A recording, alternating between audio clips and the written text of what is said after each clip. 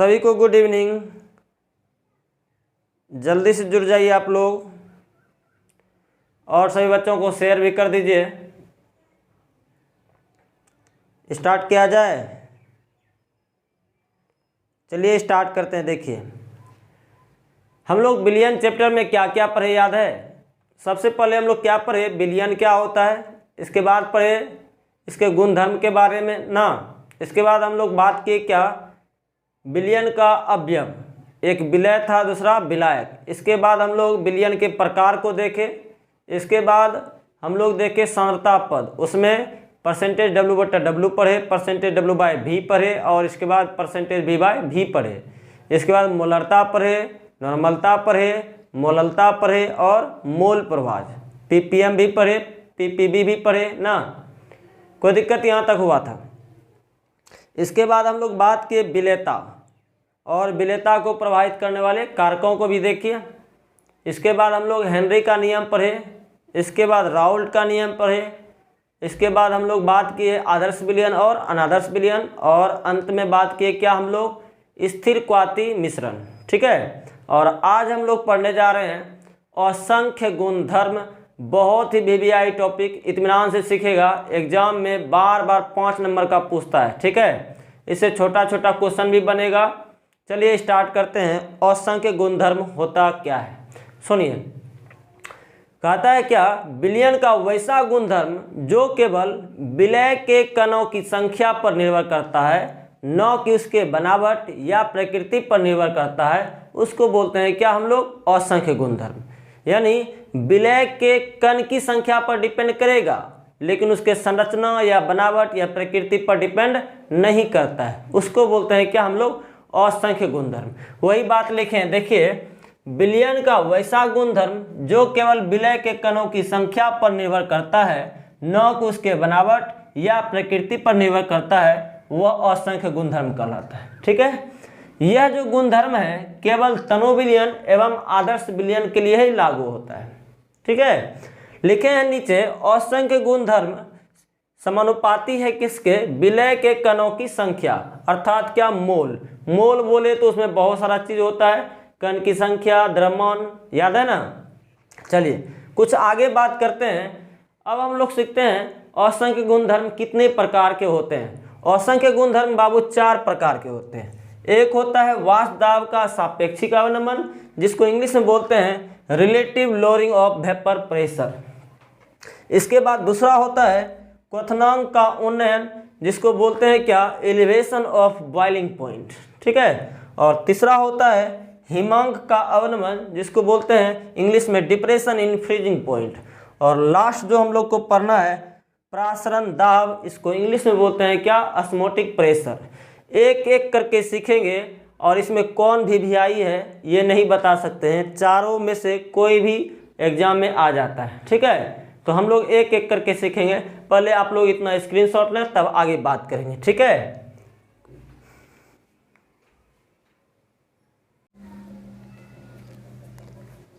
चलिए हम लोग सीखते हैं असंख्य गुणधर्म का प्रकार। एक एक करके बहुत डिटेल में सीखेंगे, बहुत ही बाबू VVI है। ठीक है, चलिए पहला हम लोग बात करते हैं वाष्प दाब का सापेक्षिक अवनमन क्या है। ठीक है, और इसके बाद इसी में हम लोग बात करेंगे, इससे संबंधित राउल्ट के नियमों को लिखेंगे और अंत में प्रमाणित करने सीखेंगे कि वाष्प दाब का सापेक्षिक अवनमन किस प्रकार से एक असंख्य गुणधर्म है। बाबू बहुत ही VVI है। ठीक है, इत्मीनान से सीखते जाइए।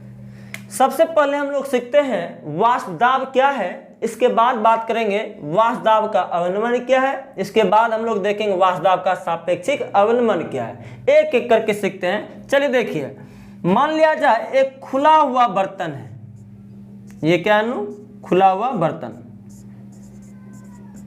और इस बर्तन में जल को रख दिए हैं। क्या रख दिए हैं, जल, और यहां इसको गर्म करना स्टार्ट कर दिए। जैसे गर्म करेंगे तो क्या होगा बाबू, बताना क्या होगा, ये जल जो है वाष्प में बदलना शुरू हो जाएगा ना। किसमें बदलना शुरू हो जाएगा, वाष्प में। और इस प्रक्रिया को हम लोग बोलते हैं क्या, वाष्पन। क्या बोलते हैं, वाष्पन। इतना सबको समझ में आ रहा है। अब आगे बात करते हैं मान लिया जाए कि एक जो है बंद बर्तन है, एक बंद बर्तन है और यहाँ क्या है, जल है। यहाँ क्या है बाबू, जल है। ये बंद बर्तन है और इस बंद बर्तन को क्या किया, हम हीट करना शुरू कर दिए। जैसे हीट करेंगे तो क्या होगा, ये जल जो है वाष्प के रूप में परिणत होगा और ये वाष्प तो बाहर जा नहीं पाएगा। ये तो समझ में आ रहा है। और इस प्रक्रिया को क्या नाम देंगे बाबू, जल से वाष्प में बदलना क्या कहलाता है, वाष्पन, ये ना। लेकिन कुछ देर बाद क्या होगा, जब ताप को कांस्टेंट कर देंगे, बढ़ा करके कांस्टेंट कर देंगे, तो क्या होगा, ये जो वाष्प इस बर्तन के ऊपर पे बैठा हुआ था ना, ढक्कन जिसको बोलते हैं, ढक्कन पे जो था वाष्प, वह कुछ देर के बाद जो है ये जल में फिर से परिणत होना शुरू हो जाएगा, जिसको बोलते हैं हम लोग संघनन। क्या बोलते हैं बाबू, संघनन। तो एक टाइम ऐसा आएगा जब वाष्पन का दर और संघनन का दर, यानी जल से वाष्प में बदलना और वाष्प से जल में बदलना, दोनों का रेट आपस में बराबर हो जाएगा, जिसको बोलते हैं हम लोग साम्यावस्था। क्या बोलते हैं, साम्यावस्था। लेकिन एक बात और, जैसे दोनों का रेट बराबर होगा तो वाष्प के द्वारा जल की सतह पर क्या लगेगा बाबू, दाब। क्या लगेगा, दाब। और इसी दाब को नाम देते हैं क्या, वाष्प दाब। समझ में आया। अब थोड़ा बात करते हैं वाष्प दाब का अवनमन क्या है। ठीक है, मान लिया जाए अभी शुद्ध जल का वाष्प दाब मान लो 10 ATM है, समझिएगा बात को। लेकिन इसी में कुछ एक्स्ट्रा पदार्थ मिला देते हैं जिससे वाष्प नहीं निकलता है, जैसे चीनी, ग्लूकोज वगैरह सब। इसको बोलते हैं क्या, अवाष्पशील विलय। समझिएगा बात को, अवाष्पशील विलय। एक बात बताओ, एकदम सोच के बताइएगा, जब शुद्ध जल में हम कोई अवाष्पशील विलय मिला दें, इसका मतलब क्या हुआ, अवाष्पशील विलय क्या हुआ, जिससे वाष्प नहीं निकलता है, जैसे चीनी, ग्लूकोज सब ना। तो बताइए क्या वाष्प दाब 10 ATM रहेगा या 10 ATM से बढ़ जाएगा या 10 ATM से घट जाएगा? थोड़ा सोच के बताइए, आप लोग कमेंट कीजिए, बढ़ेगा कि घटेगा। ये जो वाष्प दाब है, विलयन का वाष्प दाब जो बनेगा विलयन, इसका वाष्प दाब बाबू घट जाएगा। क्या हो जाएगा, घट जाएगा। अब कैसे घटेगा थोड़ा समझिएगा। एक बात बताओ, जब हम लोग अवाष्पशील विलय को नहीं मिलाए थे तो ये जितना निकलना था वाष्प तो निकल रहा था। लेकिन यहां देखिएगा थोड़ा सा, ये तो विलयन तैयार हो गया। मान लो ये यहां तक क्या है, जल है। यहां तक क्या है बाबू, जल है। ठीक है, यहां तक क्या है, जल है। ठीक, यहां भी जल है, नीचे तो जल है, ये है। अब इसमें अवाष्पशील विलय मिला है तो वह जो है, ब्लैक पेन से आपको दिखाते हैं, ये जो है एक परत बना लेगा। क्या बना लेगा, एक परत बना लेगा। जैसे आप धूल को मिलाइएगा, धूल का एक ऊपर पे परत जम जाता है ना, उसी तरीके से अवाष्पशील विलय जैसे मिलेगा, एक क्या हो जाएगा, परत जैसा बन जाएगा। तो क्या होगा, जितना वाष्प निकलना था पहले, क्या उतना वाष्प निकलेगा क्या। जैसे आप ठंडी में क्या करते हैं, स्वेटर वगैरह सब पहन लेते हैं, क्या उतना ठंडा लगता है, नहीं लगता है। उसी तरीके से क्या हुआ, जल के सतह पर एक ऐसा परत बन गया जिससे वाष्प उतना नहीं निकला। ठीक है, जब वाष्प निकला ही नहीं तो क्या उतना वाष्प दाब उत्पन्न होगा, नहीं होगा। इसका मतलब क्या हुआ, जैसे ही शुद्ध विलायक में किसी अवाष्पशील विलय को मिलाते हैं तो उसका वाष्प दाब क्या हो जाता है, वाष्प दाब क्या हो जाता है, इसका घट जाता है। वाष्प दाब क्या होगा बाबू, घटेगा। क्लियर है। एक बात बताना, अगर शुद्ध विलायक के वाष्प दाब को हम लोग P0 माने और विलयन के वाष्प दाब को PS माने, घटेगा तो इससे 10 से तो कम ना होगा। मान लो ये 6 ATM हो गया। कितना ATM हो गया, 6 ATM। बात को समझिएगा, पहले कितना था 10, अब कितना हो गया 6। इसको क्या माने, P0, और इसको क्या माने, PS। बताइएगा थोड़ा सा, कितना का परिवर्तन हुआ, कितना का परिवर्तन हुआ बताइए तो, 10 घटाओ 6, यही ना हुआ परिवर्तन। तो 10 घटाओ 6 मतलब 4 एटीएम का परिवर्तन हुआ, ये ना। देखिए जितना का परिवर्तन, परिवर्तन मतलब क्या, कमी ना। परिवर्तन मतलब क्या, यहाँ कमी हो रहा था। परिवर्तन में क्या आ रहा था, कमी आ रहा था, ठीक है, ध्यान देना। परिवर्तन में दोनों बात होती है, कमी और वृद्धि दोनों, ठीक है। लेकिन यहाँ क्या हो रहा है, कमी। सीधा याद रखना है, जब किसी शुद्ध विलायक में किसी अवाष्पशील विलय को मिलाते हैं तो उसके वाष्पदाब में क्या आती है, कमी आती है, ठीक है। और जितना कमी आती है उसी को बोलते हैं क्या हम लोग, वाष्पदाब का अवनमन। समझ में आया। अब कितना कमी आया था, जैसे 10 में 6 घटाए 4, इसी को हम लोग कमी को इंडिकेट करते हैं डेल्टा से। किससे, तो डेल्टा से। किसमें परिवर्तन, तो प्रेशर में। प्रेशर में तो डेल्टा पी लिखेंगे। बताओ कैसे निकालेंगे, 10 घटाओ 6 तब ना 4, यानी पहले वाला 10 किसको माने थे, पी नॉट को, P naught minus P S. समझ में आया, कोई दिक्कत यहां तक। वही लिखे हैं, देखो तो जब किसी शुद्ध विलायक में किसी अवाष्पशील विलय को घुलाया जाता है तो उसके वाष्पदाब में कुछ ना कुछ कमी आती है, जिसे वाष्पदाब का अवनमन कहा जाता है, ठीक है। अब लिखे हैं, यदि शुद्ध विलायक का वाष्पदाब पी नॉट एवं विलयन का वाष्पदाब पी एस हो तो वाष्पदाब का अवनमन क्या होता है, डेल्टा पी निम्न प्रकार से होगा। कैसे होगा, थोड़ा देखिए, इधर हटा दे बाबू। कैसे होगा, फार्मूला क्या होगा, यही वाला दो फार्मूला होगा। क्या लिखेंगे, डेल्टा पी बराबर P naught minus P S. Clear है यहाँ तक। जहां पी नॉट क्या है, शुद्ध विलायक का वाष्पदाब, और पी एस क्या है, विलयन का वाष्पदाब, और डेल्टा पी क्या है बाबू, वाष्पदाब का अवनमन। क्लियर हुआ। थोड़ा जल्दी से कमेंट करके बताओ, तब हम लोग आगे बात करेंगे। पहले आप लोग इतना स्क्रीनशॉट ले लें।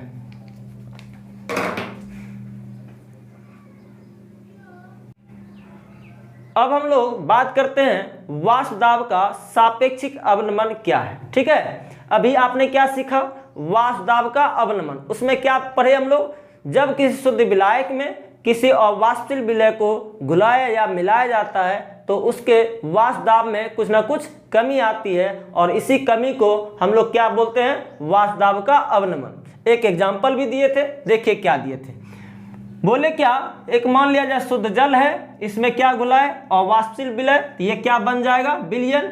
शुद्ध जल का वाष्पदाब कितना लिए थे, 10 एटीएम, और विलयन का वाष्पदाब कितना, 6 एटीएम मान लिए थे, और अंतर कितने का आया, तो 4 एटीएम, जिसको नाम क्या दिया हम लोग, वाष्पदाब का अवनमन, ये ना।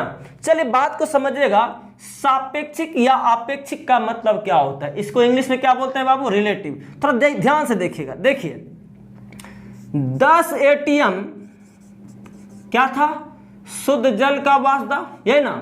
10 एटीएम के सापेक्ष में कितना का परिवर्तन हुआ बाबू, 4 एटीएम का परिवर्तन। इसको हम लोग डेल्टा पी नाम दिए, यही ना। देखिए ना, अगर हम 1 एटीएम में निकालें तो क्या हो जाएगा, 4/10, ये हो जाएगा, ये होगा, कोई दिक्कत यहाँ तक। यानी अगर हम डेल्टा पी के रूप में लिखे तो डेल्टा पी बटे क्या लिखना पड़ेगा, पी नॉट, कोई दिक्कत। और डेल्टा पी को हम लोग क्या लिखते हैं, P naught minus P S, P naught minus P S, ये ना। और नीचे में क्या है, पी नॉट। तो इसी वैल्यू को बोलते हैं वाष्पदाब का सापेक्षिक अवनमन।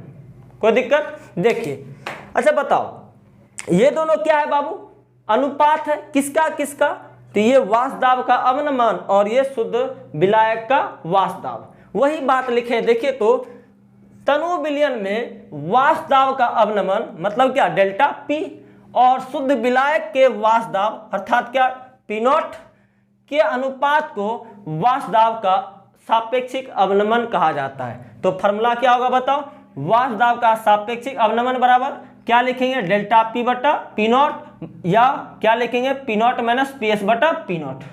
समझ में आ रहा है आप लोगों को, कोई दिक्कत है तो बताइए, जल्दी से कमेंट कीजिए आप लोग।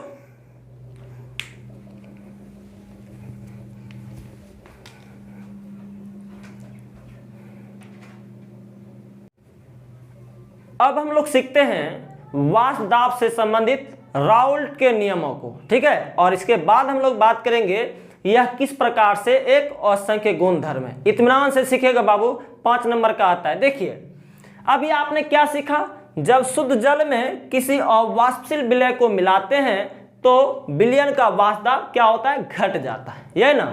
एक बात बताना, इस विलयन का वाष्प दाब किस पर डिपेंडेंट है, और वाष्पशील विलय या शुद्ध विलायक पर? सोच के बताइएगा, इससे वाष्प निकलेगा कि नहीं निकलेगा? भाई अवाष्पशील है तो इससे वाष्प निकलेगा क्या? ये इससे तो नहीं निकलेगा।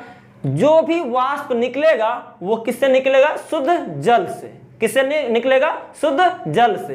तो राउल्ट ने भी यही कहा कि किसी तनु विलयन का वाष्प दाब विलायक के मोल प्रभाज के क्या होते हैं? समानुपाती होते हैं। ठीक है, क्या बोला फिर से सुन लिया जाए, किसी तनु विलयन का वाष्प दाब विलायक के मोल प्रभाज के क्या होते हैं? समानुपाती होते हैं। ठीक है, जो कहा उसको न्यूमेरिकल के रूप में लिखिए। तो देखिए तो क्या कहा, किसी विलयन का वाष्प दाब समानुपाती होता है विलायक के मोल प्रभाज के।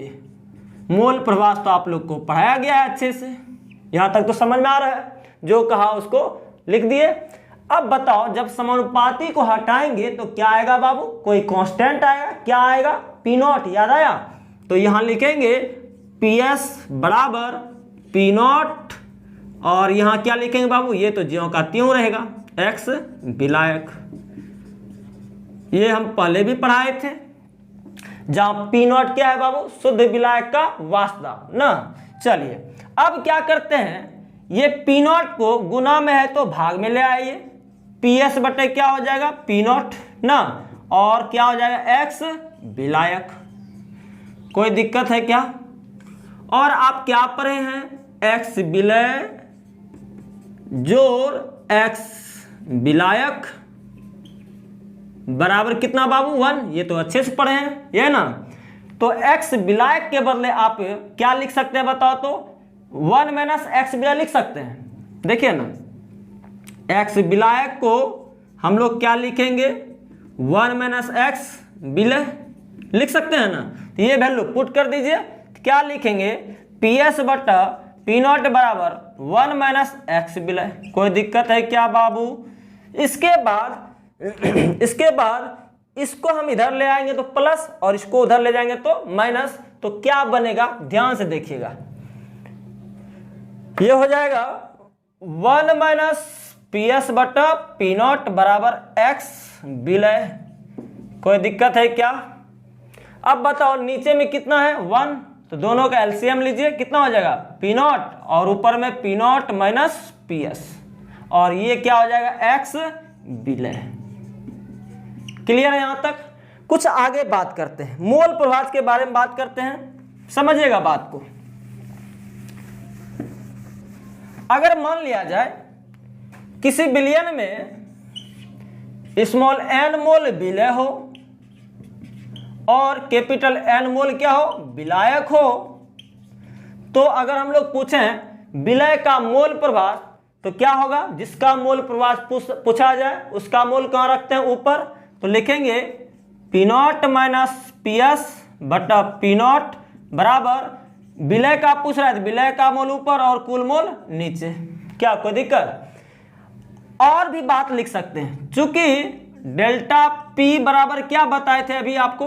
P naught minus P S. तो आप क्या लिख सकते हैं इसके बदले में? डेल्टा पी बटा पी नॉट, और ये क्या हो जाए? N by small N plus capital N. ठीक है, अब एक बात बताओ, जब मोल प्रभाज पढ़ा रहे थे वहां तनु विलयन के बारे में कुछ चर्चा हुई थी।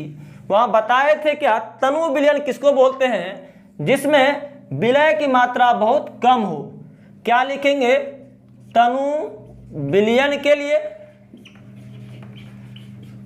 क्या लिखेंगे बताओ? विलय की मात्रा विलायक से क्या होगा? बहुत कम, तब ना तनु होगा। यानी स्मॉल एन जो होगा बहुत कम होगा, किससे? तो कैपिटल एन से। इसका अर्थ ये हुआ small N plus capital N लगभग बराबर होगा किसके? कैपिटल एन के। कैपिटल एन क्या है? विलायक का मोल। ठीक है, समझ में आ रहा है? तो हम लोग क्या लिखेंगे? डेल्टा पी बटा पी नॉट बराबर स्मॉल एन बटे क्या? Capital N. समझ में आ गया बाबू? जल्दी से कमेंट कर तो यहां तक। और कुछ बातें, यदि मान लिया जाए स्मॉल डब्लू जो है ग्राम विलय होता, क्या होता बाबू? विलय और कैपिटल W ग्राम विलायक होता तो आप मोल कैसे निकालते हैं? भाई जिसका मात्रा दिया रहेगा तो उसको मोल में कन्वर्ट नहीं कर पाएंगे, दिया गया भार बटे क्या, सूत्र भार। तो देखिए, तो इसको और भी हम लोग लिख सकते हैं, डेल्टा P बटा P नॉट बराबर, इसको स्मॉल w मान लिए हैं, वेट बटा मॉलिकुलर वेट, ठीक है, ये मोल में बदल गया, दिया गया भार बटा सूत्र भार। यहाँ भी क्या लिखेंगे, दिया गया भार ये कैपिटल W है, ठीक है, और नीचे में क्या, कैपिटल M। एक बात बताओ, ध्यान से सुनिएगा, इसको हम लोग क्या बोलते हैं, वाष्प का सापेक्षिक अवनमन, याद आया, अभी तुरंत बताए थे।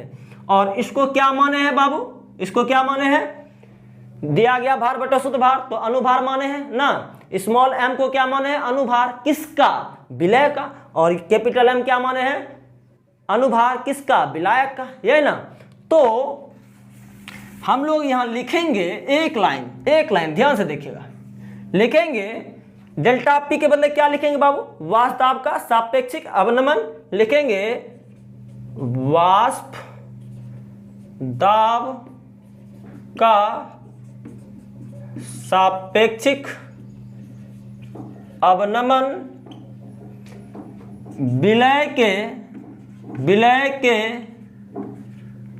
अनुभार, जिसको बोलते हैं मोलर द्रव्यमान। क्या बोलते हैं बाबू, मोलर द्रव्यमान पर निर्भर कर रहा है, अतः हम कह सकते हैं कि यह एक असंख्य, क्या है बाबू, असंख्य गुण धर्म है। कोई दिक्कत यहां तक समझ में आया? एक बात और लिख सकते हैं यहां क्या लिख सकते हैं, स्मॉल w है क्या, विलय की मात्रा ग्राम में, यहां लिख दें, दिखाई दे रहा है, थोड़ा कैमरा देख लें, चलिए बहुत सुंदर दिख तो रहा है। यहां लिखना था, उसके पहले लिखना था, जहां स्मॉल w क्या है, विलय की मात्रा, और कैपिटल W क्या है बाबू, विलायक की मात्रा, ठीक है, और स्मॉल m क्या है बाबू, स्मॉल m विलय का अनुभार, जिसको मोलर द्रव्यमान बोलते हैं, और कैपिटल M क्या है बाबू, विलायक का अनुभार। समझ में आया? जल्दी से कमेंट करो बाबू। क्या किए, PS समानुपाती X विलायक, यानी विलायक का मोल प्रवाह, समानुपाती हटाए तो क्या आया, P नॉट, जिसको हम लोग क्या नाम देते हैं, वाष्प दाब का, सॉरी क्या बोलते हैं, शुद्ध जल का वाष्प दाब। अब गुना में था, भाग में लाए, ये तो पहले भी पढ़े थे क्या जी, कोई दिक्कत है? जल्दी बताइए, आप लोग कमेंट कीजिए। ये बाबू 5 नंबर का आता है, ठीक है, जल्दी से आप लोग स्क्रीनशॉट लीजिए। आज यहीं तक रहने रहते हैं, अगले क्लास में कुछ नया टॉपिक पढ़ेंगे, ठीक है, चलिए।